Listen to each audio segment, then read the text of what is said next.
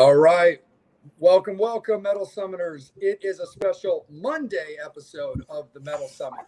We are really super stoked, as always, for you to swim, fly, give birth to join us on the Island of Misfit Toys with all your favorite people. We have Bobby Dreyer. We have Angel Alamo. We will have the real Psycho Steve. And the fact of the matter is we are super excited to be joined on a little bit of short notice by our good friends and our guests this evening. They will be playing a show in Maryland very soon that we will jump right into. But first and foremost, Chris, Patrick, our most non-heinous guests. Station, how are you guys? We're good. Good, man. How you doing? We're doing very well. Thank you again. And also, thank you so much to Jade for assisting in the setup of this interview as well. So we appreciate her. But thank you so much, guys. And thanks for taking a little bit of time out of your Monday evening. No, of course. We're happy to be here. Yeah, man. Thanks for having us. Seriously. Nice. Of course, man. Absolutely happy to. First and foremost, this weekend, like I mentioned, in Maryland is always very huge for the rock community. It is M3. For anybody who's not familiar with it, it is the biggest 80s metal festival in the country that's dedicated to that genre of music, a festival that you guys have played as well. But we are actually going to touch base on what you guys have coming on Thursday, which is a return to your stomping ground in Dave Dillman's M3 party in Columbia. Sorry, not in Columbia. Hanover, thank you, at Cancun Cantina. So congrats on the show for M3 and talk about looking forward to it. It'll be the first time in more than 2 years that we get to play in Maryland. And, prior to the pandemic, Maryland was our second home. So we're super stoked about this because, we're going to headline the party like we've done in the past. And we're going to play a nice long set. And it's going to be great. I can't wait. Yeah, we're going on at 10, and it's going to be awesome. I mean, like Chris said, Maryland, with everything kind of getting shut down, live shows were really on the back burner for us, and we've been trying to stay busy, but, we've been itching to get back on stage. And I think when this opportunity came up for us, it was kind of like, well, yeah, like we haven't been home in a few years. I guess it's time to make a trip, back home. Honestly, like Maryland really is a second home. It was like the first place outside of New York that people knew who we were. And yeah. I think it's kind of stands to reason that like why the hell not go back? Why not do everything we can to get back down? Absolutely, because I believe right before the blackout happened, your last show in Maryland, I believe, was at Fishhead Cantina. No, we played in Annapolis. Oh, Annapolis. Okay. We did. Yeah. Oh, yeah, we did. I was gonna say I thought there was the Leesburg show because we also opened up for Kicks. That was the last big tour we did. Well, but that was in Leesburg. That wasn't Maryland. And we were in Annapolis at the venue. Nice. Then that was, and it's so weird because like on the way down, we were having a conversation about this thing called COVID. And they were like, "Do you think it's a big deal?" I'm like, "No. Actually, I remember exactly. I was like, I think it's gonna be like Ebola was, where it was like there were a couple of cases and whatever. And then like 2 weeks later in the hospital, and everything's gone to hell. And I was like, well, I was wrong. Yeah, well, yeah. Absolutely. So talk a little bit about just getting the station world going back again. What did you guys do during the blackout? And now that I mean this with the best intentions, people can take it at face value, but now that in general, the blackout is over, talk about what stations got going on right now. So while everything was kind of shut down, we decided to record an album, and that's what we did. I mean, we literally, it was kind of a crazy experience overall. But that's how Perspective was born. Like we'd obviously been talking about doing another record. We, always kind of thinking ahead on that kind of stuff. But we weren't necessarily looking at doing it, as soon as it came out. And all of a sudden we're like, oh, well, I don't, what else are we going to do? Basically almost at that point, we're kind of like, well, sit on our thumbs or we can put out some new music. And so it was, the recording experience was kind of was kind of crazy too, because we really piecemealed it. I was recording in Chris's garage, at one point, and it was definitely not how we were used to recording. But at the same time, I also think that that's, necessity is the mother of invention kind of thing. We're pretty, it kind of challenged us to, really show how good of musicians we were, or how shitty musicians we were, being able to just come in and sort of execute in a way that wasn't necessarily comfortable for us. So that was kind of cool, actually. I sort of dug that takeaway from it, Yeah, absolutely. Chris, how about you, man? Well, when we released Stained Glass in November of 2019, we cut all the basics for what would become Perspective. So basically, when the lockdown happened, we have our own studio. So rather than having to really just go anywhere, we were basically in the studio, like Pat was saying, and we just took the time to record it. It was a very different experience, like he was saying, but we have so much material that it just made sense because we literally didn't know when we were going to get out. And, the craziest thing about it was at first, we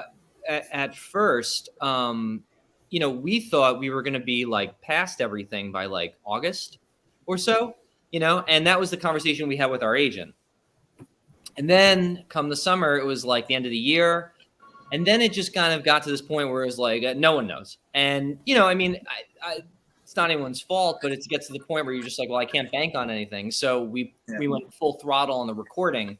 And basically, instead of doing it like peppering it as we go, we were just like, well, this is what we're doing because we're not distracted by anything else going on. Yeah, sure. I mean, we really, to that point, we really weren't sure. Nobody was really sure, but we were very much like, okay, like we didn't necessarily even cancel shows right away. We still had some stuff on the books for 2020, and then things moved along, or lack thereof. And I think we just decided that we needed to shift our focus because we weren't entirely sure. It became more and more apparent that we weren't entirely sure when we were going to get out of it. We obviously wanted to be as safe as possible. We didn't want to just, risk going out and getting anyone in the band sick. So there was kind of I don't know if there was necessarily like, a one specific day, but there was definitely a point in the time where we were like, okay, I think we need to change our strategy a little bit here because genuinely have no idea when this is going to end, I think a lot of bands sort of felt that too, because, you have some bands that were like, oh, well, we want to get out and start playing, as soon as possible, as soon as whatever restrictions are lifted. And then you had other, a ton of other bands that are like, well, compromise people or whatever, they're trying to, sort of play it by ear, and nobody knew what to do. So it was kind of just like this very odd time. So we picked our path and we said, let's just go down this one. And Perspective was born. Absolutely. And as a final question, when it comes to like the record and stuff, before I kick it over to Bobby, the title Perspective, can you shed a little bit of light on that? Is that in any kind of a reference to like the blackout, or having time to think or look back over the history of Station? What was it about that name that you guys liked enough for an album cover title? Well, I will just really quick. I will say what we were sort of disappointed because I feel like now it's way too late, but we really wanted to call it Hindsight because we were going to release it in 2020 or some cliche thereof. But then it ended up like I said, as things kind of got pushed and we sort of like decided to shift strategies, we're like, well, yes, it would be funny gimmick or whatever, but we definitely, at this point, especially, it's like, oh man, we missed the opportunity, but I think so did the world, So yeah. The songs on the record were all written before the pandemic. So the theme of the record is like, so far, every album that we've had has kind of had this, it's not like a story, but it's kind of this like thread that goes through the songs that has like a common theme. And the thread that seems to run through Perspective is changing of relationships. Because every song is kind of about changing your view on something. So That's kind of where the name came from, and it's the only album, well, other than the self-titled, obviously, that doesn't have the name of the song as the album title, because we felt like it had such a strong thread through the songs. Sure. Nice. No, very, very cool. That's really, really awesome, because I was thinking about the album, because I remember when you guys had released it and put it out during the Blackout, and I was like, it's actually that's really a cool title, and I wonder kind of if it was a play off of the situation, or if it was something like deeper. But I like the fact that it constructs kind of the overall style and trajectory of the songs on the album. I think that's super duper cool for sure. Bobby, let's bring you in, man. It's all you. Jay, why'd you lie to me and tell me we had Nelson on? Because I didn't want to ruin it. I didn't want Because to be threatened by having more blondes on the show. There you go. I'm like, I'm the only one with short hair. I'm like, I feel like Ellen from, That's what happens after the rain. I was gonna say, Chris, 1, 2, 3, there she comes. Ooh, just like So I got to ask, so you guys really, really go on that route. You really go to the melodic end. Is this new album that you guys are working on going to hit that vein? Yeah, I think so. Our taste in terms of that melodic kind of is a lot in the writing, the production that we choose to kind of put on it. That's where like you get that classic rock retro reverb kind of vibe to it. So, I find that we apply that to a lot of our songs just because we have that taste in production. The stuff that we've been working on, they're definitely, I think we probably recorded what I would call the heaviest song yet on this record. But at the same time, there's new stuff that we haven't done before. And that's kind of our interest moving forward, is just being like, what more can we do to kind of work within the station construct that is a new, interesting kind of color. Now, do you guys more focus on, I want to say, the structure to go, are you looking for the song as a content, going, like I said, the melodic end where it's a melody, where it's very hooky, or are you going, I think I know where you're going with the question. And I think one of the things that, one of the things that station has always sort of been about is like if it's a good song, release it. If it's focus on the content of what the song actually is. The production does coincide, but it's very much after the hurdle of like step one, is it a good song? So when we've released stuff in the past, even on this new record, that's really, I think, what we aim to focus on. We don't have I know that there are a lot of bands that when they try to project sort of more of an image or more of a production style, because they're trying to go for something very specific, or they're trying to emulate like a sleaze element to what they're doing, or they're trying to emulate like the heavy rock element. Like there's definitely these pillars of rock and roll that are very well defined nowadays. So you can definitely pick a lane that you want to go down, and there's almost a playbook you can go to. And I totally understand that. And but at the same time, for us, we've just kind of been like, well, there's music that we like. It happens to be melodic rock, melodic hard rock, heavy metal, like that avenue. And so that production sort of comes into play. But as far as like we go into like what the band has always been, it's like we just want to write great songs. We just want to perform great songs. We want to showcase our talent, and then how does the production best serve the song, not the other way around. Very cool.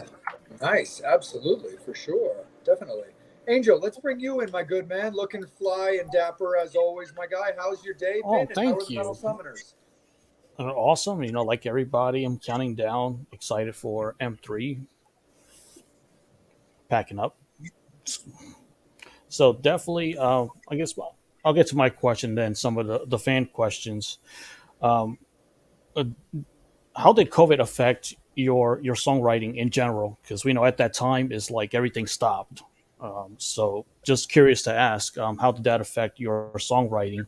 Were you guys able to kind of reflect on some of past experiences that you've had and kind of put that into songwriting? Where before, like kind of like now, everybody's partying, getting laid, and all that fun stuff. So just kind of curious to ask about how did COVID affect your songwriting? So my process in songwriting is very much never really consistent. I don't really have a thing that I usually do, and sometimes I'm inspired, sometimes I'm moved by something that happened 10 years ago. Sometimes I walk down the street and I see a pretty, a tree, and I'm like, "Oh my god, I got to write a song about the tree." I think that the COVID, the I guess it would be mainly the feelings of like isolation because everyone was, separated and everything like that. I think that that had more to do with the way that we started recording the new album and less about the songs themselves. Because I think the content was, that we have no songs about the lockdowns. We have no songs about COVID. We have no songs about that. But I think that the fact that like, I haven't been in the bus for 2 years plays a part in how the songs were realized in the recording process. So like, and I think that that's a good and bad thing because one, it doesn't date anything to any specific time, but at the same time, it's a bad thing because if you didn't know that it was because of this period of, now all of our lives, it does lose a little bit of that looking back at a photograph element where you're kind of like saying to yourself, well, this is why I felt this way and I made this decision and this is why this sounds this way. So it's like a mixed bag. I mean, COVID definitely seeped into everyone's psyche because of the effects of everything. But I don't think that if you heard the new record and the new songs that we're going to be releasing next, I don't think that you could pinpoint that these were made, written, recorded during this time. Yeah, I mean, I'd tend to agree with that. The one, kind of even like I said before with the process of making the record, I mean, Chris and I didn't even really see each other, like, and we made the record together, like, but we were never really in the same room because, we were, I was in a vocal booth and Chris was on the other side of the board, and, we tried to maintain safe social distancing, and it definitely made the experiences, I think, to elaborate on Chris's point, the experiences overall very different. But I would also agree, like, I don't think there was like there, there's no songs about COVID. There's no like, thematic, like, oh, the shutdown kind of thing, because at the end of the day, I think that station's overall experience of making the record was more just us doing something different, but not necessarily like focusing on the negative parts of it, because at the end of the day, we still wanted to make a record. We still had the, like Chris said, we had the fundamentals of the songs like that were already written like prior to, so we were just more focused on, okay, how do we make a great station record like we have with our other records, that we're really proud of? How do we overcome the challenges of COVID to release something that is great? Not necessarily how do we like put out something that's reflective only on like the negative parts of COVID, because other bands are doing that. Like a lot of bands have done that. And we just, almost, I get, for me anyways, I think it would almost feel a little like cliche to just be like, oh yeah, we released an album about COVID, like every other, new band about, like, I get it. I think there's a lot of negativity in the world, and for us to kind of maintain a level of positivity as we're going through it, taking the goal of how do we make a great station album and put it out in the world, we found that to be much better than trying to, make something out of the darkness of COVID specifically, like don't spawn something dark from the shitty things. Like station's always been a smiley, happy band comparative to, a lot of other rock bands that are sort of our peers, and we're cool with that, and that's our mentality, and that was sort of the line we wanted to go down with everything. Awesome. Let's get to the smiley happy section, the fan questions. I have first question from Lisa. Can you tell me about the name of the band? Yes. That's actually So- it. Yes. Yes. Yeah. Yeah. Yes. That's, to answer your question, yes, we can. We are physically able to. So So the name of the band is Station, right? And we Yeah. got the name from the movie Bill and Ted's Bogus Journey.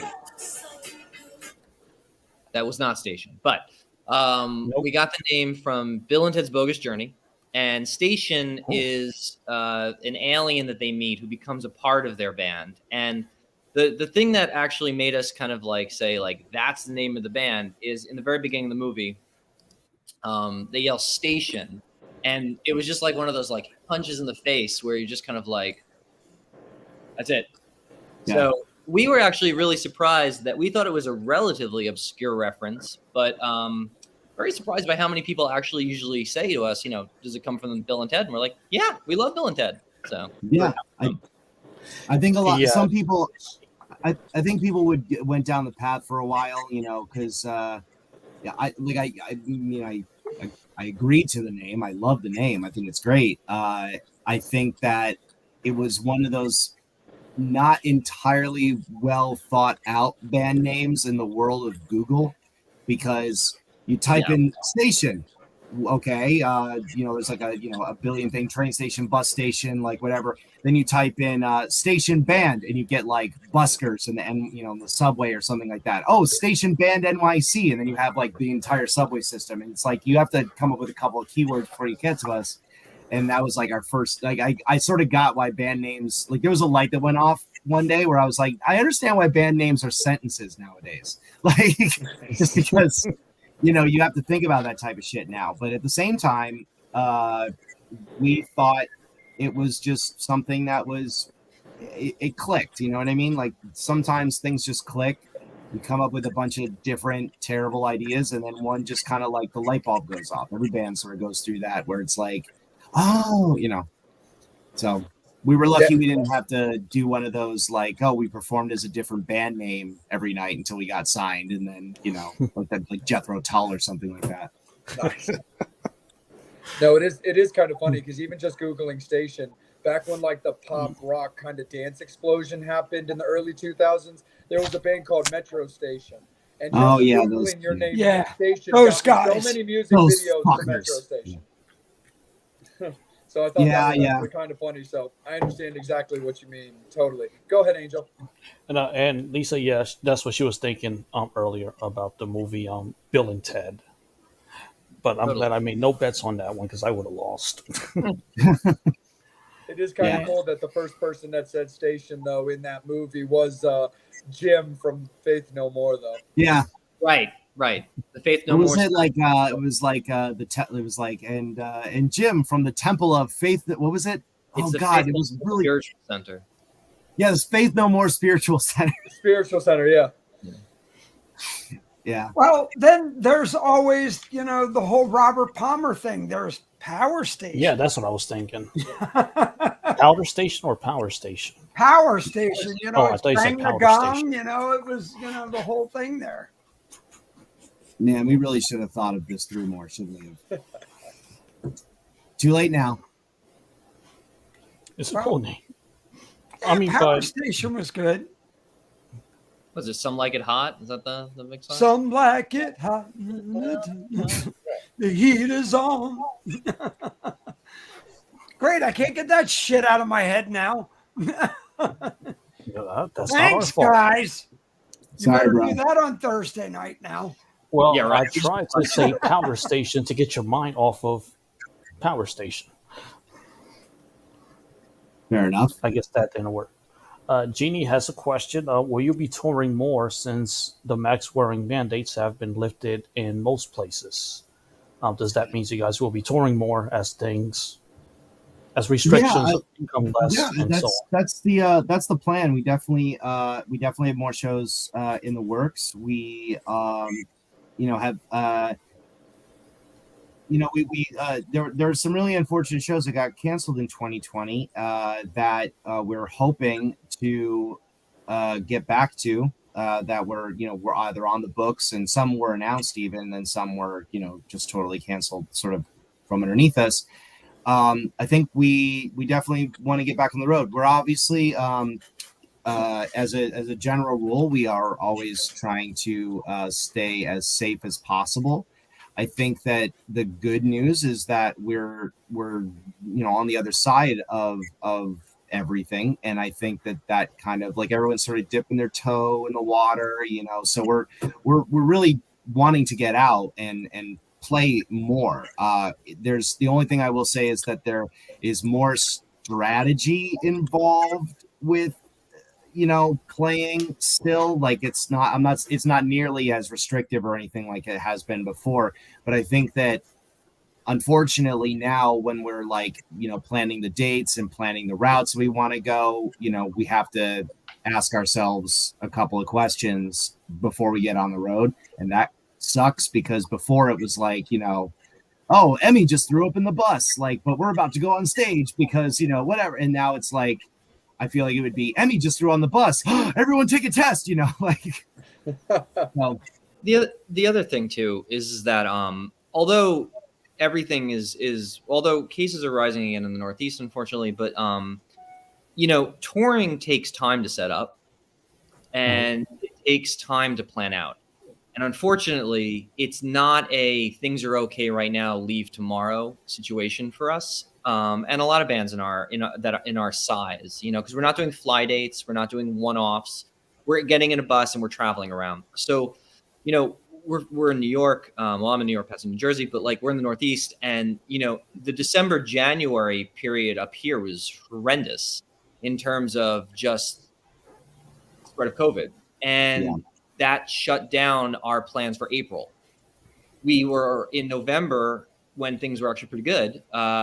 We were talking about doing actually like 3 different legs of a tour, and we had to cancel that in early January. So, that's pretty close. That's only a 3-month swing, so it's one of those things where it's like, I'm totally optimistic about it, but I think that we also have to kind of just be real that like, we want to get back on the road, and we need to do our best to get back on the road. And that's what our goal is. But the world has to kind of cooperate with us too. And it's kind of like, we can only see when it happens, And to Chris's point, I mean, that's sort of something you probably, when people don't think about 100% of the time, but we are in the Northeast, like we are in New York City, like we're in a epicenter of like a lot of where that shit happens. So it's something that, if we were, based out of like another area or something, it could probably be, it would still be a concern, but it would probably be less of a concern. Like now where it's like, well, you have to sort of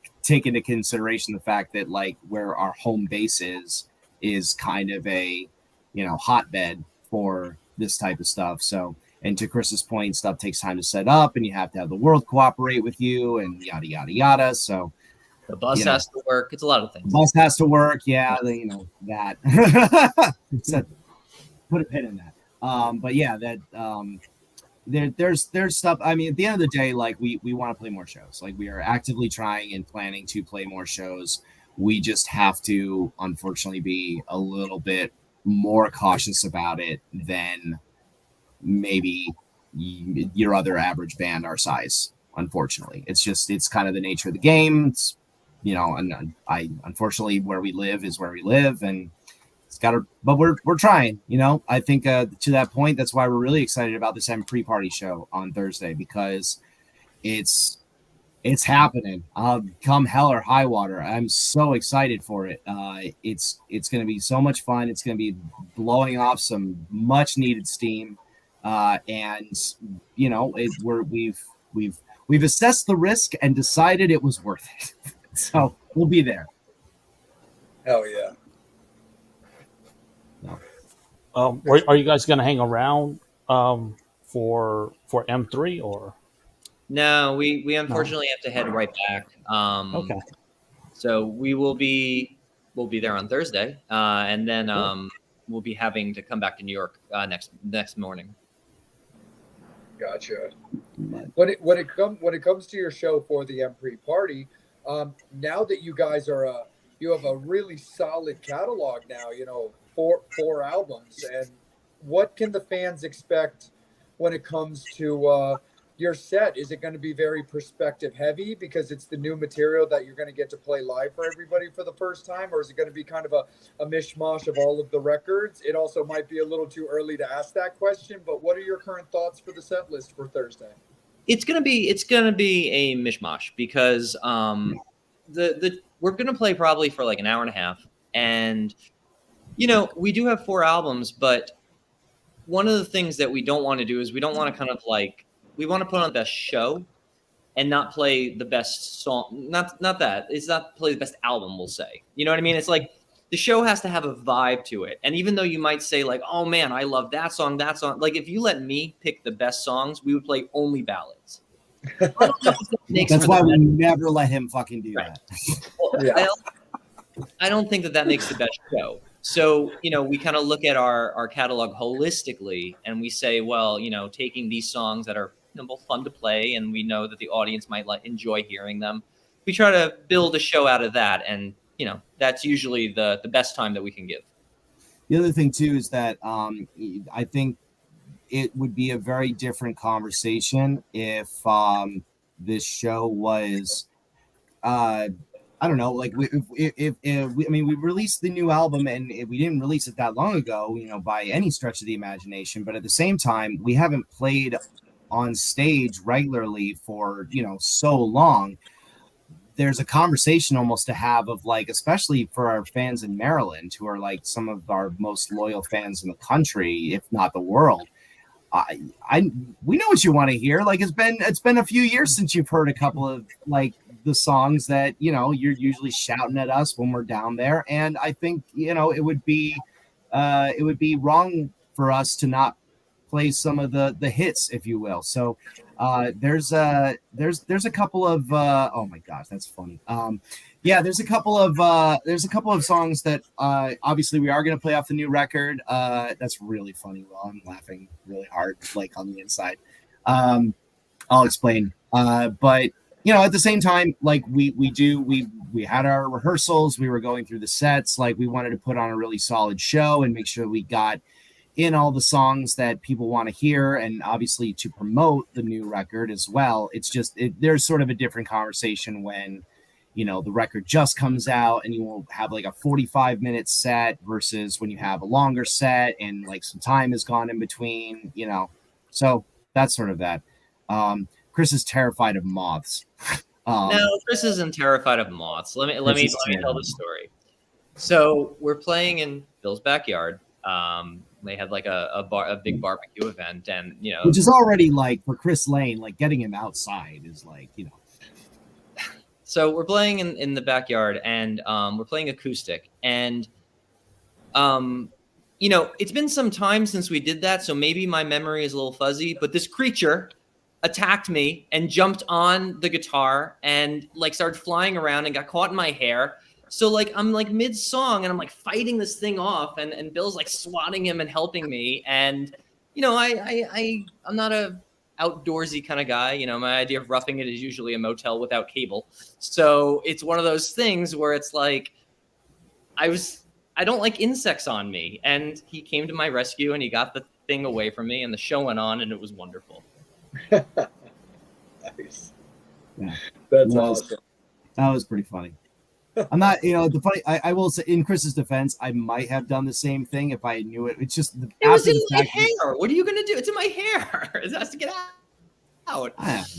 No, man. In Chris's defense, I can understand that. I'm really not an outdoorsy guy either. I'm really not. Like I don't do hiking or anything like that. I'm just not a fan. Jay, we can tell by that pasty white skin of yours. Yeah, that pretty much does tell the story, doesn't it, Bobby? Just like your mate from Disney calling me out. Well, he says you hang upside down. Yeah. Well, you know, just Well, let me- you are That is our a true favorite story. Lost Boy, Jay. You Yeah. are our favorite Lost Boy. just That let is a me true go. story. Yep. Yeah. Just let me wander I off haven't to seen my you coffin. during the day ever, Jay. Right. So- He's Nah. a bag of ashes. Yeah, he sleeps upside down. That's a true story.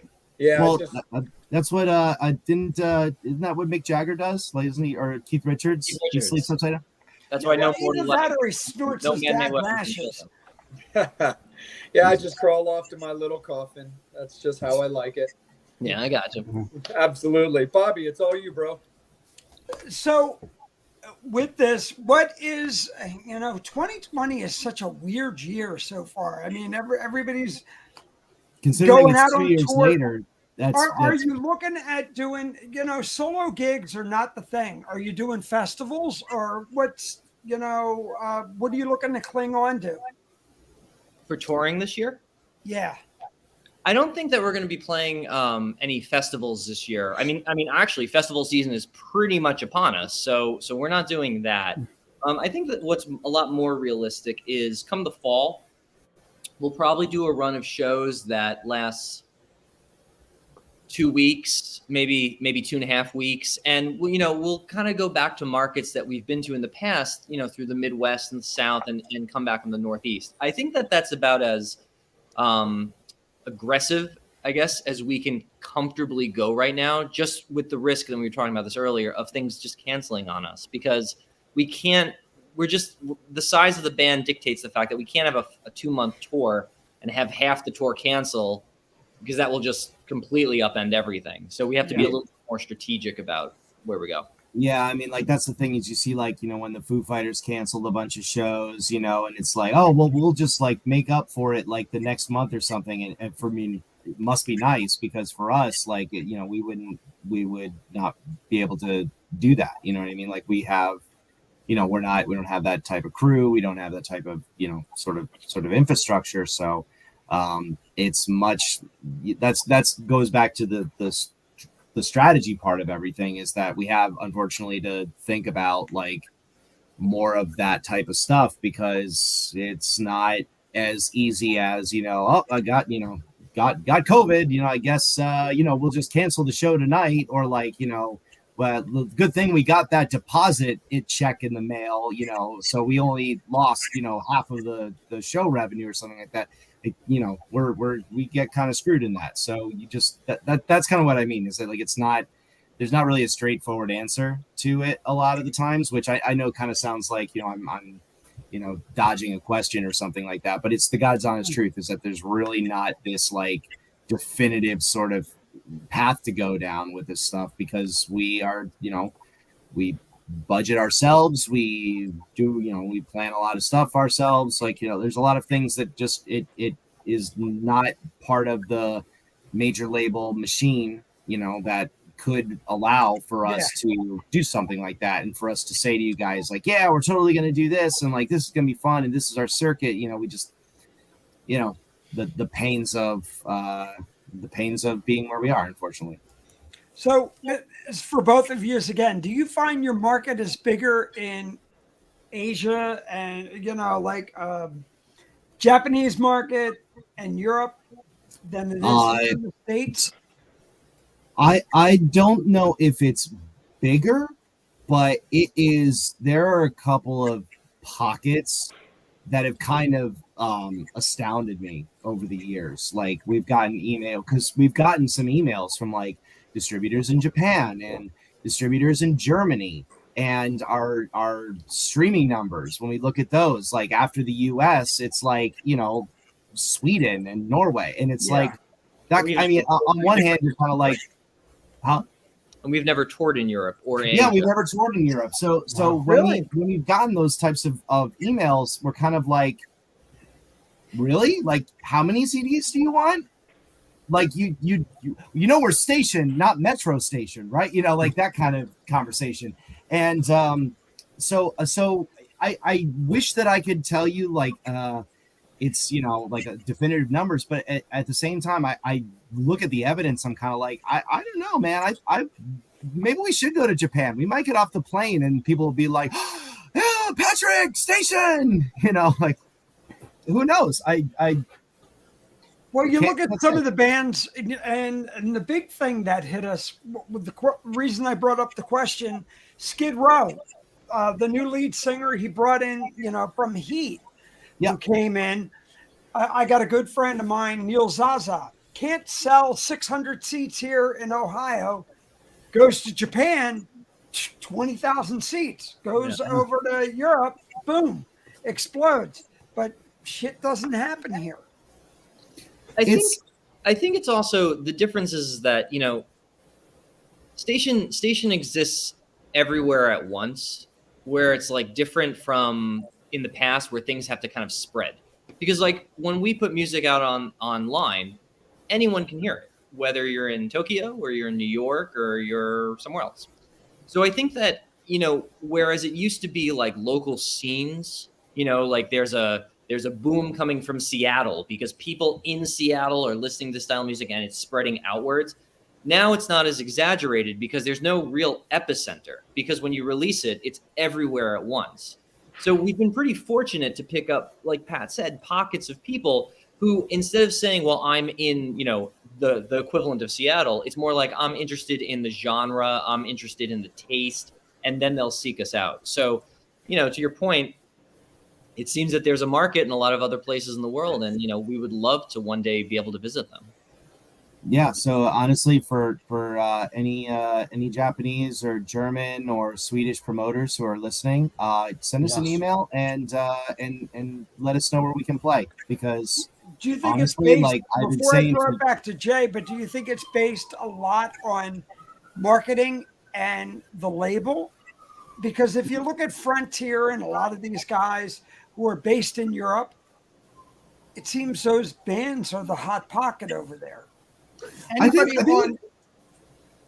depends. Here? It depends. I think marketing is certainly a huge element of it. Obviously, I think it's honestly what I've learned over the years is that it's everything firing on all cylinders at once. You know what I mean? So there are people in all over the world that are really into our type of music. There are clearly people all over the world that are into our band specifically. So I think that if when you talk about marketing, like there's probably a bigger machine in some of those countries where you can run bands through a mill, so to speak, and you can say, oh well, I already have like all these outlets and I already have all these venues, and like I know where our fans live and work and what they read, and it's a little bit easier. I mean, this is how honestly, like, it's still prevalent today. It's just not as prevalent with rock. But like, you take rap artists, for example, when they get signed to a label, I mean, it's almost like clockwork. Like, oh well, let's get you here, and then they sell records. So it exists for us to a smaller scale, but I think that overseas there's probably an element of it. I think it's not necessarily based on location per se. I think it's based on the label's ability to know where to market the band. It just so happens that some of those labels exist in Europe, but it's not like because they exist in Europe, if that makes sense. But it's just based on exposure, because I mean, Sweet Child of Mine is number one right now, and it's not because of anything other than Marvel. I mean, Sweet Child of Mine is used in the new Thor trailer, and because so many people saw it, it's top of mind. So in all honesty, like, if there was a way for Station to be top of mind for enough people at once, that's where a movement can come. And that's where also, like what Pat was saying with marketing, is that it's all things firing at once to make sure that everyone is kind of seeing it and it's all top of mind at once. And that's, it's a tremendous challenge for a band our size, because it's a very loud world, and to be able to reach a volume where people can hear you is very tough. For sure. No, definitely. And actually, kind of as like a part of that, I was just kind of thinking about this. You guys, Tony, Emmy, have become a very, very tight-knit unit. touching back a little bit again on your downtime during the blackout, how did you guys feel your communication developed as a band? Being that you weren't able to tour, the fact that you were barely able to even really be in the room together, let alone tour and travel. How do you guys feel that your communication changed? Do you feel certain things got stronger? Do you even feel like maybe some certain things took a hit because you had to communicate so much without being in person? I think one of the things that hurt the most was simply by the fact that we couldn't get together to rehearse.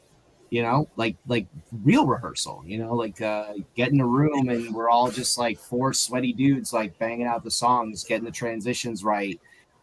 That um that sucked. I'm not gonna lie, because we had some pretty good routines down. We were getting together to practice a lot. We were getting together to rehearse our recordings. That was sort of a ritual thing that we would do. Is we would get together, we kind of play through the songs, and we would get like demos recorded for stuff. And some of that it was logistically impossible, and it sucked. You kind of felt it when, for me anyways, like when we got into like the room for the first time in a while, we were like, oh man, we got some dust to shake off here. We gotta like get back in the game. We're not. I think that the positive side of it though is that there was dust to shake off, but it wasn't a lot of dust. And there's a level of this natural sort of balance that I think the chemistry of the band sort of shines through, and the fact that even when we weren't playing together, our first rehearsal back, or our first couple of rehearsals back, it was like, yeah, you know what, we still kind of know what we're doing. All right, and then you get back into the groove, you fall into the same routines again, and I can't, like, I seriously cannot stress how excited I am for the show on Thursday, because the rehearsals for that show, they were like, I'm knock on wood, I hope, like, watch, like, something like a light's gonna fall, or like the stage is gonna collapse or something horrible. But I'm stoked for the show. I really am excited, because I always knew that when we were in it, we were in it. That's like why we've been a band for as long as we have, and why like we have this core stability, is because there's this chemistry between the guys that we can anticipate each other's, we can finish each other's sentences, so to speak. And it sucked that there was a hit that got taken in the first place, but it felt really good when the bounce back happened, to be like, all right, we're back. This is station. We know what we're doing. Nice. For me, one of the things is, I think that you're asking about like the other than the music and the downtime and the relationship side of things, is that, I think we all very much miss being with each other on a social level. And, it's one of those things too, because it's a funny feeling, because, the rehearsals were great and they were a lot of fun to play music. But, even on Thursday, unfortunately, on stage, I have to wear a mask.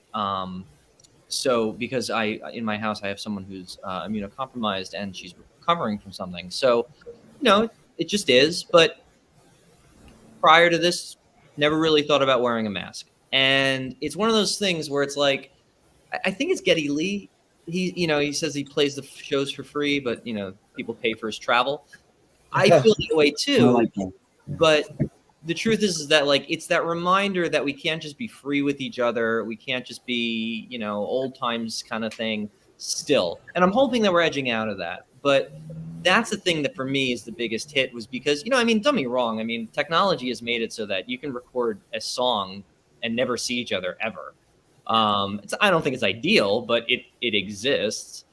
It definitely brings back the value, makes you appreciate the value. I think solidifies it, that just because you can do something remotely doesn't mean it's better. But the point I was making was that, like, technology allowed us to record the music.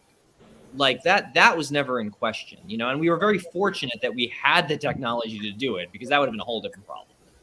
But the real issue is that it's the magic. It's the magic of sitting next to someone, making someone laugh, and then them doing the take, and then bringing the energy of laughter to a take, instead of just feeling like you're in an isolated bubble and you're almost robotically recording the parts. You know, like we tried to not do that, of course, but there's a camaraderie that is the real value of having a band, and it's not just technical proficiency or knowing how to do X, Y, or Z. It's the energy that we get from each other.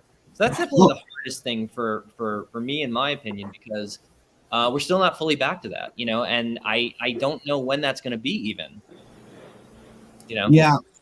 I mean, I concur with that. I think the one piece I will add though is, when we were, you know, when we had been at rehearsals for everything going on, we obviously, it wasn't like, I wasn't like, you know, cuddling with Chris and like spitting on him or anything like that, you know, but at the same time, there was so much laughter, like, and I think that's sort of another piece of what I was kind of saying earlier, is that we're all like, we're friends, you know what I mean? And so not being able to like hang out with my friends, that sucks. And playing music, obviously, like I think the reason why we're so tight is because we anticipate each other so much, and a lot of that is because we're just actually friends with each other. So there is an energy in the room when we all get together that's kind of like, you know, it's kind of a funny thing to me, because a lot of people will come up to us after a show and they'll be like, you guys looked like you were having so much fun.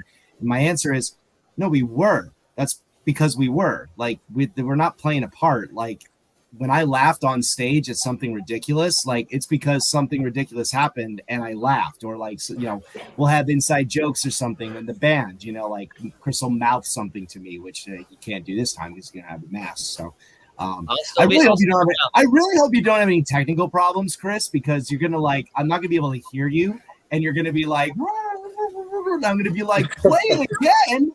It's a mess. It's not a muscle. I mean, like, I'm gonna be able to sing. No, I mean, no, because it's so loud on stage. That's what I mean. You know, like I think hear anybody. Okay. I read your lips when you like say something is wrong. Like, I don't hear you. I read your lips, and I get like the faintest of sounds. And I'm able to sort of put two and two together. When you're wearing the mask, I think I'll bring like a whiteboard. No. Yeah, exactly. Like this is. It's a mask. Like it's not a muzzle. That's hilarious, Chris. That's awesome, man. Angel, let's bring you back in, bro. I'll bring it up to some of the fan questions. Lisa wants to know, what do you like to do on your downtime when you guys are on tour? We don't really have much downtime, but we usually try to do something that's in that city. You know what I mean? Like something that's unique to that city. So like last time we were in Cleveland, we went to the Rock and Roll Hall of Fame because our merch girl had never been there. We'll try to go to a restaurant that we've heard of. We don't have so much time in any one place that we usually have to pick like one thing. And usually, if someone has a very strong opinion about such, like for instance, we were in Louisville, and Tony wanted to go to the Louisville Slugger Museum, so he won. And you know, I mean, it's just like, okay, cool, we'll go do that. So like, we try to pick just one thing to do. Otherwise, we spend a tremendous amount of time actually physically traveling between. Yeah, there's a lot of wheels turning, you know, when you're on the road. That when you're lucky to have a day off, or you're lucky to, I actually like one of the fun things that fun memories I really liked is we had a couple of times where we were in Nashville for multiple days. You know, we were maybe we had a show on Sunday and then something on Tuesday or something like that, and we were there were a couple of times where we would have, you know, a few stops in Nashville. And those are fun because you're like, okay, I'm in Nashville. I'm never like in Nashville. So we went, I almost got hit. Jack White almost ran me over because we went to Third Man Records, and like he was pulling in like to the parking lot, And I was like he didn't see me. I'm just like crossing like over to like go to the front door or whatever. And I for a second I turned around and I was gonna actually like give him the finger or something like that and be like, dude, you almost hit me. And then I realized it was Jack White. And then I leaped in front of the car and I was like, guys, I can pay for our next record. Yeah. But that kind of stuff is fun. I think we can I think we definitely have a lot of good times in our downtime, but there are also a lot of time. I mean, probably most of the time, significant chunk of most of the time, it's wheels turning. So our fun is us goofing off on the bus or something. Nice. Right on. And Will wants to know, what producer out there would you like to work with? I don't know. That's really hard. I don't know. What would you say, Pat? We produce our own music and have. Yeah, man, that's albums, tough. So, Because we worked with Michael Wagner for our EP, and that was an amazing experience. But we've done it ourselves since then, with the help of a studio that is on Long Island, actually, Westfall Studio, who have co-produced a lot of our stuff. So if we went outside of that, I don't know. Yeah. Well, here's why. I'll tell you why this is hard, because we're sort of we're kind of control freaks in the band. Like we know what we like. We don't always necessarily know how to get there, but very rarely are we in a position where I would say like, we need somebody to make this song better. We need to we have to, the ideas are all there. We want to bring in Mutt Lange and have him be like a, fifth member of the band kind of thing, or a George Martin, fifth member of the band kind of thing.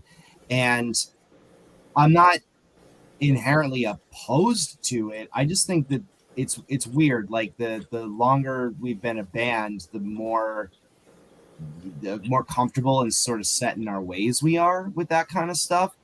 So it's less about I want to work with this person because I think that they could do something amazing for us that we couldn't do ourselves, or could help us achieve a vision that we don't know how to achieve, because I think that everything that we have a vision for, we can achieve, and we've achieved. We've never really walked away from a record and been like, oh man, I really wish that we had done this differently or that differently or whatever. Not really. So I think it would be more of like, I would love let me put it this way. I would love the experience to work with a couple of producers, not necessarily because I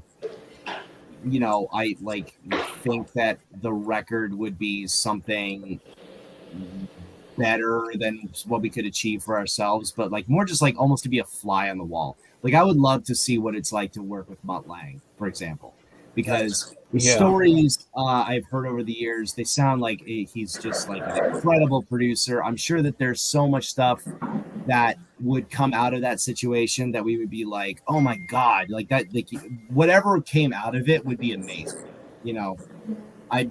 Flip side is, like I said, I don't know if I would be it's station will only be successful if Mutt Lange produces our record. It's not really that. So that's kind of where that goes. That's so Mutt Lange is definitely one. Roy Thomas Baker would be another. I would really like to work with him. I just honestly, maybe even not necessarily be produced by Roy Thomas Baker. I just want to sit around and hear stories. What I mean? Yeah. I think that realistically, the value of working with different people is working with different people. So for me, I would be probably most interested in working someone whose genre is, their wheelhouse is very outside of what we're used to, because that's the only thing that I could see being really exciting. Because if we could work with someone who focused on electronic music or pop music or something like that, it would definitely add a different flavor to the band. That would be the value of our collaboration. So actually, I would love to, I think to that point, that two people sort of come to mind. Max Martin would be great, pretty awesome. Because same thing, I like the stories of how he comes up with stuff. Because Max Martin's the kind of dude that there's like a funny. I remember hearing a story about like because he'd done some songs, I guess, with Taylor Swift, and Taylor was like describing the sound that she wanted to get and recorded it like on a voice memo or whatever, and like literally Max took that recording and made it into like this, like didn't say, oh, I know how to get that through like this, like literally was just able to take like this mouth like thing that she did and turn it into like a really awesome like part of the song. So like I would just be very curious to be like, I think it needs a little more and him being like, got it, record that for me again, and then that's like the pinnacle sound. I also think like to Chris's point of like finding someone outside of the box, I think like Jack Antonoff would be really cool. I really like his work with Bleachers, and it's very like Bruce Springsteen kind of, so it's like rock, but it's not like it's not like one of those old 80s guys or anything like that, like producers that you're kind of going like, oh, you worked with this band. And so I think Jack Antonoff would be kind of a cool dude to like have a fresh take, but also be like a rock dude, like I wouldn't go with like I wouldn't go the Chris Cornell route and go with like Timbaland or something like that. And I love Timbaland, but like I think that was a pretty hard steer to the left, comparative to what he probably should have done. But And that's mine. It's like I said, it's a hard question. It's so not straightforward for a band like Station, because no, but I mean, Slaughter, they're the same way. I mean, it's always Dana Strum and Mark Slaughter producing the albums. They never really went with anybody but themselves producing it. and they sound great. I mean, that their first record sounds like when I found that out, I was like, he knew how to make this sound like this, like from the beginning. Like that's crazy to me, Dude, when I opened up the album and I saw who produced it, I'm like scratching my head. Like, don't they always get like Bob Brock or Michael Wagner or somebody to produce it? I was pretty shocked to open Yeah, up. no, I gotta give him a ton of credit for that. I think that sonically, I think the first Slaughter record is just, it sounds awesome, just like from a production standpoint. And you're like, when you find out, it's like, oh, the bass player in this band did that. It gives Emmy hope that one day he too can become Dana Strum. Is there any musicians you would collaborate with or want to produce? Oh man, we've toured and played shows with a lot of really cool bands over the years that I have like stopped myself and taken a look and been like, oh man, like these guys are like, these are some solid musicians, because obviously like, I'm sure like Chris could say something like, George Lynch, and I'm not going to speak for Chris. He can speak for himself, but like, George through, his music, but when we've been lucky enough to play shows with him, so we've met him a couple of times, but like, we don't really know him. Like we don't text back and forth, like kind of stuff. But there have been some musicians like from bands that we've hung out with over the years where like you get to know the talent like personally, and you're like, this dude knows what he's doing. There's Was your question, who would we want to produce? No, produce or collaborate. work with or collaborate with. I mean, I kind of still feel the same way about. I would definitely love to kind of go outside of the rock genre. I love the idea of adding like a diversity or collaborating with someone who's not going to come with a very similar mindset that I am to kind of create a new thing. Yeah, I mean, something electronic for me. I definitely think people like a Lindsey Sterling to add more of a kind of like a orchestral vibe to something. I mean, there's some stuff that I think that, I would love to see elements that, we don't, it's not in our wheelhouse. So. Oh. I'm going to kick it to America's favorite Jew. Not Gene Simmons, but Psycho Steve. Absolutely. Better late than never. Thank you for being patient, gentlemen. Of course, dude. We waited like 2 hours. No, I'm just playing. I know. So my question, random question: how did the name station come about? Oh, we covered that in hour one. Yep. You got to go back You're would watching the show, man. Yeah, Sorry, I have something. you got to go back and watch it on YouTube, like Okay. around the 8-minute mark. All right, and I'll ask my second question. Uh-oh. So, what is on the horizon now that the pandemic is lessening for you guys? I know I read that you guys have been recording. Do we plan on seeing you guys this summer at all? Besides Not the this- show on Thursday? Not this summer, but maybe the fall. And Okay. I think in the fall we're hoping to play some more shows. Obviously, way more than the last 2 years, where we've played a max of 2. So even if we double that, 100% increase, right? Right. But we're finishing up now. Actually, yet last night literally was the last vocal session for the new record. So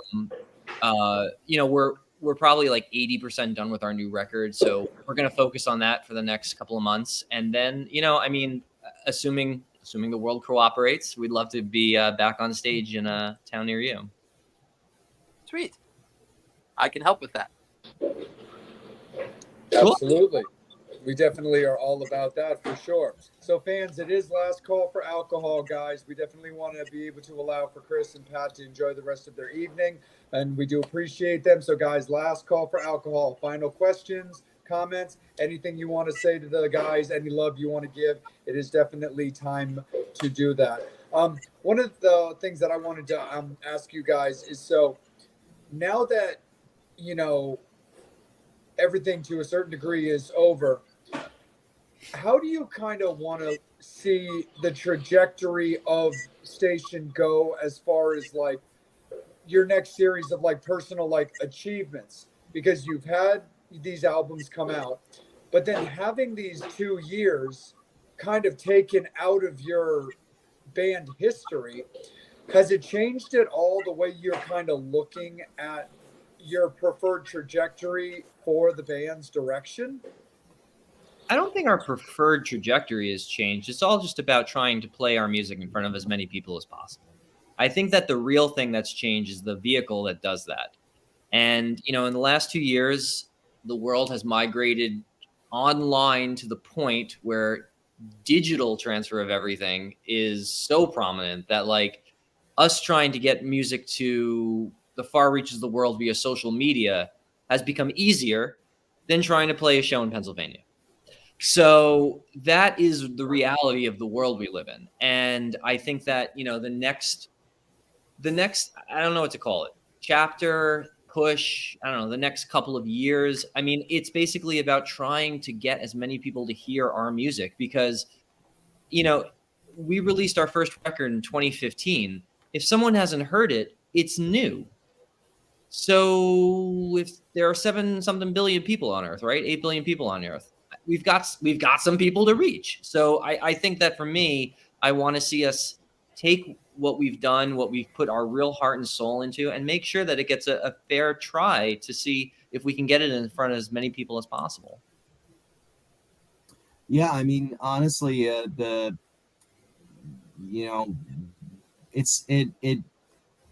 like I miss playing live. I really do.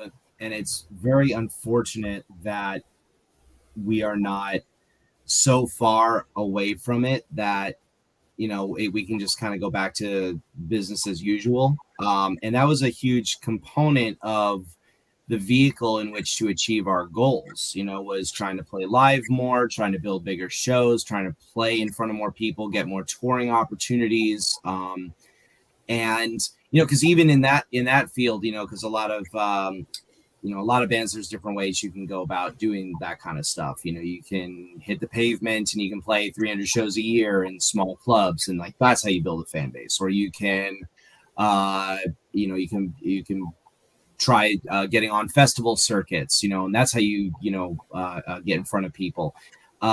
There's not when everything sort of shut down, a lot of that closed, or at least got more tightly knitted, so that, because obviously it's the business, it's the music business, so like people are weighing these types of artistic, creative sort of opportunities with like reconciling the fact they have to make money, and so the chances that those bigger type of live opportunities are willing to take on bands that, I mean, like I said before, like if somebody in the band got COVID, we would be really, really screwed. And it would probably not, I mean, it would be bad for us for multiple reasons. Obviously, it would be bad for, whoever got sick, but like we also, it would really hurt us with the live touring, even if we got on larger circuits. You know what I mean? Like if we were on a festival circuit and somebody got sick and we weren't able to like do that anymore. So that element is unfortunately not recovered where it is. But, to Chris's point, I think it doesn't change the goal.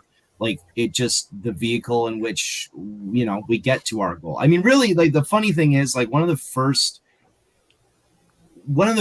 interview questions I remember us ever like answering when we first started a band is like,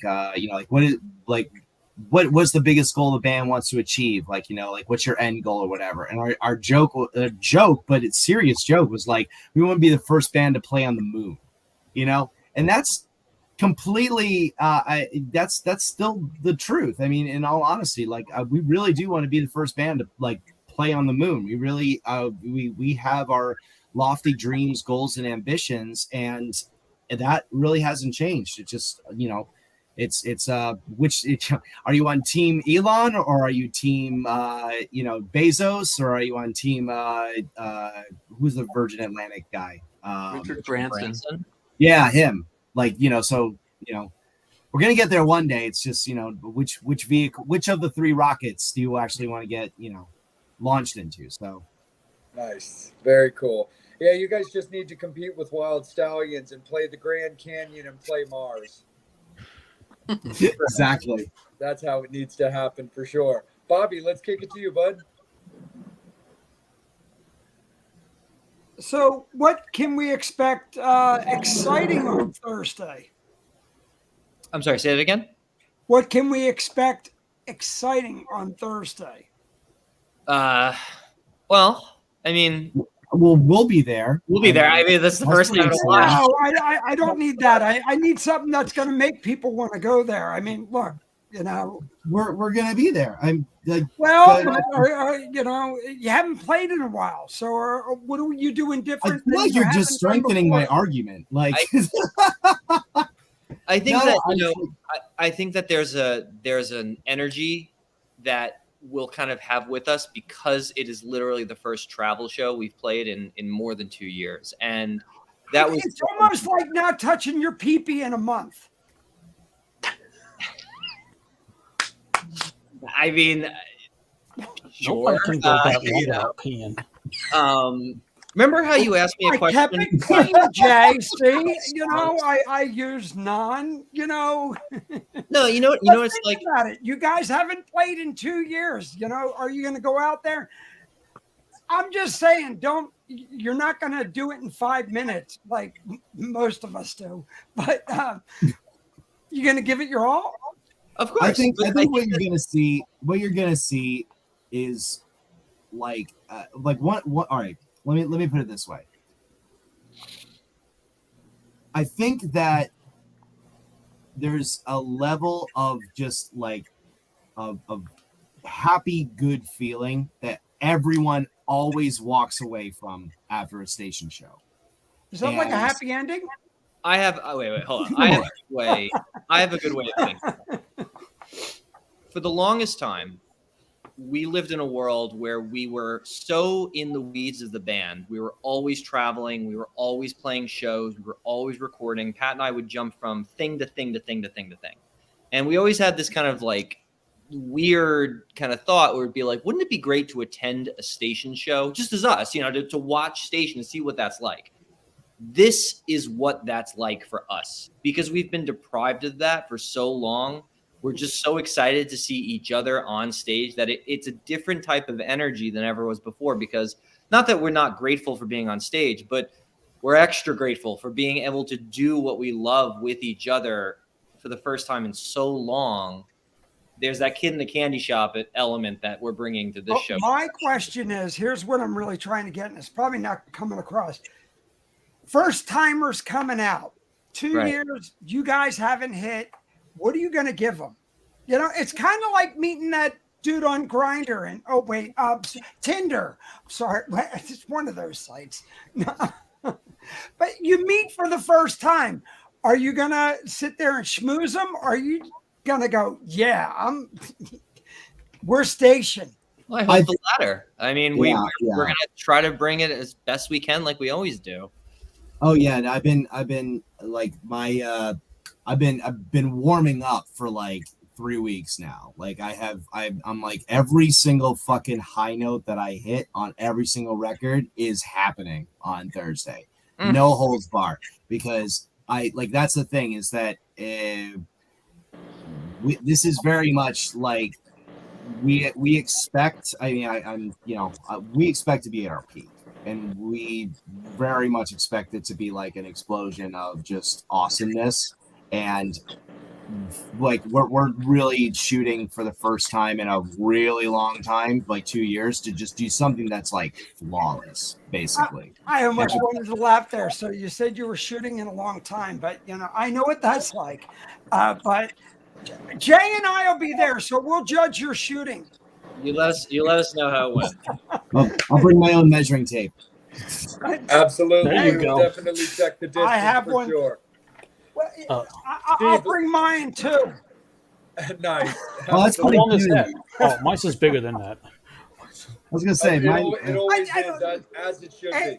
But Steve, Angel, Lisa said, "Oh my God, Angel's like this." A little bit bigger than that. Yeah, but you almost got it. well, Jesus, It's like Angel, as soon Rhino. as you get over that lack of confidence, dude, the sky's the limit. That is Well, true. Jay and I are looking forward to seeing you Thursday night. Thank It's you. going to be great, for sure. Our But let's favorite bring- Jew is coming on Friday morning. So Yes, look, he's crying. He's so happy. He's crying. Well, let's bring our favorite Jew in again. Steve, You made him cry. you, bro. So we're expecting any new material on Thursday, or is it all just like the best stuff from 2015 till the last album you guys released, and any covers as well? No, it's gonna be a hodgepodge of everything. Sweet. Yeah, we're not playing any covers, but yeah, I mean, it'll be an offering from the 4 records. Excellent. And can we still get everything on CD? Yes, we'll have all the CDs with us. Yep, I actually just dropped at the last rehearsal. I dropped off several hundred with Chris for the trip down, so they'll be there. You will be able to pick them up at the show. Right on. Cool. And if we can't get to the show, like I unfortunately cannot, I could still go on the website and order them. Absolutely. Yep, you can check us out, stationband.com. You can check us out on our socials at Station NYC. Bandcamp page, stationnyc.bandcamp.com. And that's where you can buy our physical CDs if you want to order one online. And yeah, or come to the pre-party and just hang out with us and pick one up in person. And are you guys hanging for the rest of the weekend? Are you staying for M3, or you're bailing out after your show? No, you missed that question too, Steve. Hello, little Miss Late Than Never. Queen, I didn't hear what he said. They got to go back the next morning. Oh, okay. Nah, So- man, no worries. See, I was It's all paying good. attention for the And don't quiz. get me, and it's all good. And Steve, I'd be more than happy to scoop them up if you wanted me to, man, for Friday. Yeah. Okay. Because I still need to pick up a copy of Stained Class and Perspective for myself. So I can send the boys off with some money in their pocket on Thursday. Thank Cool. you.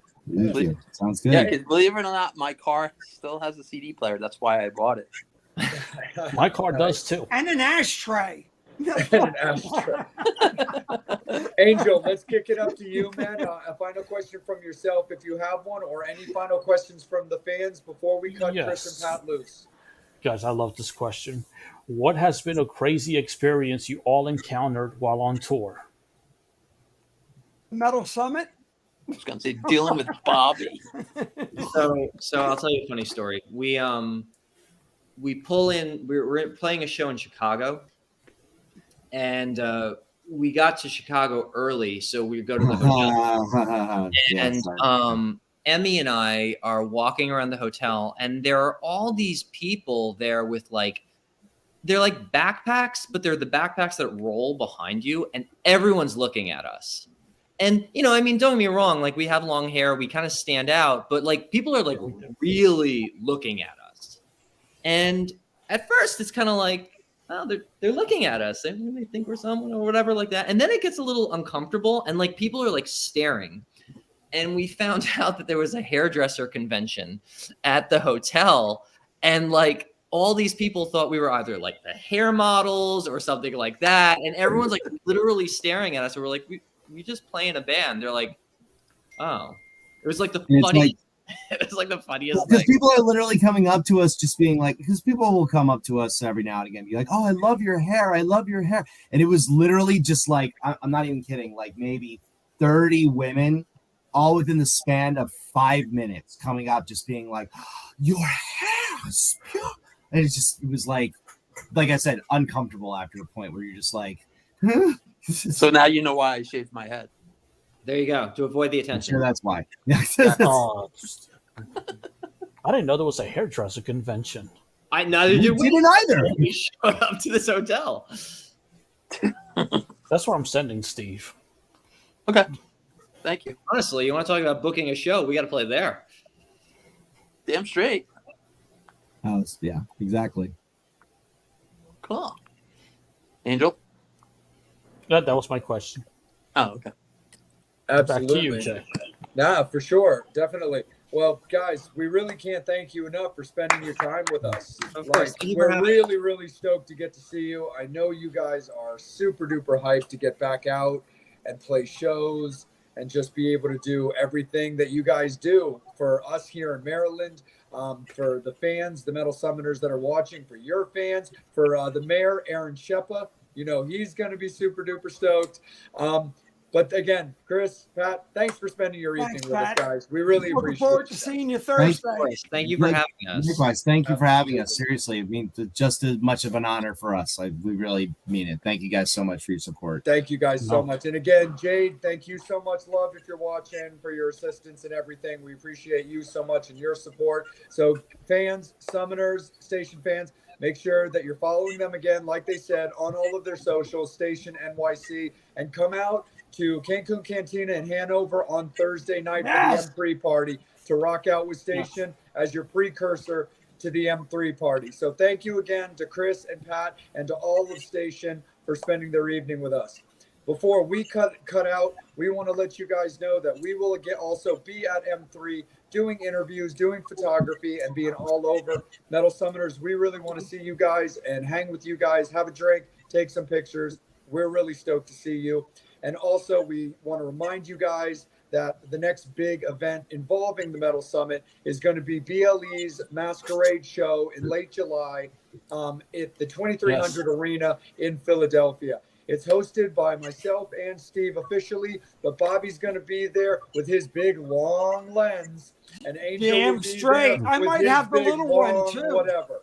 And my so we are birthday. Oh, yeah, really we know what I'll stoked be to doing. hanging out with you guys in Philadelphia. 3 days, 30 bands, headlined on Thursday night by Michael Grant and the Assassins, Friday night with our beloved Steven Adler with TMS alumni, Ari Lehman on vocals, and Ari Carmen, Ari on vocals. And then we've got Saturday night, which still Metal Summoners, we are still tentatively planning to have Autograph. Again, very much love and support going out to the Rand family. But as of right now, we do still plan to have Autograph and Killer Dwarves as the headliners when it comes to that. So we always appreciate Brad, Angie, and the entire BLE camp for everything that they do and everything they allow us to be involved in. So thank you so much, Brad, Angie, and BLE. So a few months away, Masquerade. But this weekend again, kicking off M3 Party with Station featuring Chris and Pat leading into M3. So thank you guys all so much again for supporting us. Support live music. Live music is back. We will see you guys in a little bit. And don't forget, in 2 days, you guys get another episode of the Metal Summit. Comedic legend and that metal show co-host. Don't get them crossed. That metal show. Jim Florentine will be on our show in 2 days. So Robin Quiver's ex-boyfriend. Oh yeah, the white guy who liked the black chick. Whoop, whoop. So Metal Summoners, we will see you guys in 2 days. Station, we will see you guys in 3 days. Travel safely. We'll see you guys in a little bit. Metal Summoners, we love you. We'll see you in 2 days for the next episode of this right here. Because as always, you've been watching the Metal Summit.